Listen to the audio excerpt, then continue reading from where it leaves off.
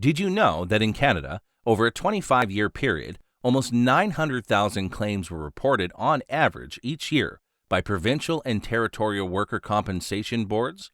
The number of claims has gone down over the last few years, but there are still about 2,000 claims every day. And in 1 year, approximately 3 occupational fatalities occurred each day. With every injury and fatality comes a formal workplace investigation, and the most common denominator is that there is at least one point where the injury or illness or fatality could have been avoided. But don't worry, you'll never have an incident because injuries happen to other people, right? The ugly truth is that every day people just like you get hurt at work. I know you've heard it all before, but consider this. Have you ever gone to work thinking, today is the day I'm not coming home? Or today is the day I'm going to end up in the hospital? Or today is the day that my mental health in the workplace will be compromised?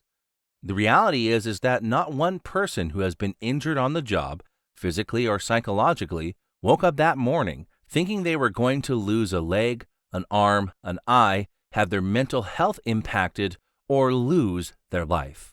They all went to work assuming they would come home safe and healthy just like every other day. They may have also assumed, like you, that even if the most unlikely or unlucky thing was to happen, it wouldn't be anything serious. However, believing that nothing's going to happen to me can be the most dangerous assumption that you make. Now, you may not think of your work as an extreme sport, something you would see at the X Games, but there can be just as many risks present in your work as there are in activities such as snowboarding, skydiving, or motocross racing. They're just different risks. Don't believe me? Let me tell you a story about a real person, someone who may be just like you. A 19-year-old high school graduate, working to save money for college, was killed at work less than 2 months after he was hired. The employee was asked to raise a 24-foot aluminum center pole from inside a large canvas tent.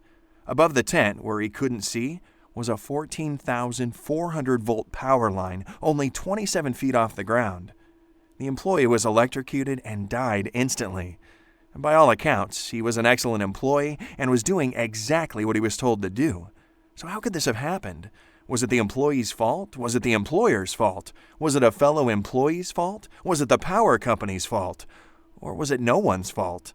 What is clear was that the hazard posed by the overhead power line had gone unnoticed by everyone. When hazards are not properly identified, there's always a risk that you could be injured or lose your life like this new employee did.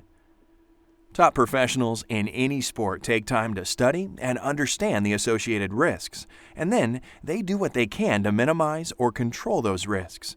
If they didn't, they never would have made it to the top. Well, just like those extreme sport professionals, you also must identify and manage your workplace risks. So here's the deal. The information you're about to learn will make your workplace a safer place to be for you and everyone you work with. This course is about that point in time we just mentioned, when the incident could have been avoided or prevented. We will learn about workplace inspections, including a formal workplace inspection program, which is a win-win for everyone. Worksite safety inspections. What are they? How do we conduct them? And what role do they play in creating a safer workplace?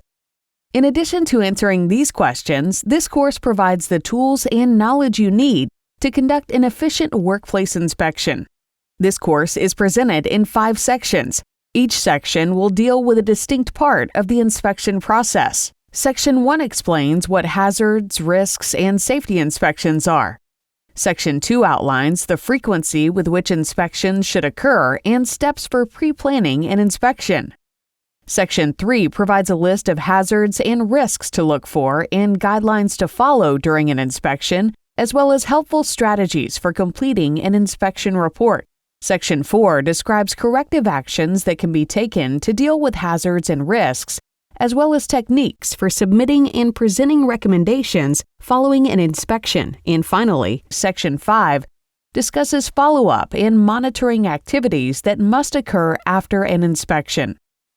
By the end of the course, you should be able to describe the purpose and benefits of a planned worksite safety inspection, evaluate and rank potential hazards and risks in the workplace, prepare for and conduct an effective inspection, assess and develop recommendations for corrective actions, prepare an inspection report, and monitor and follow up on corrective actions.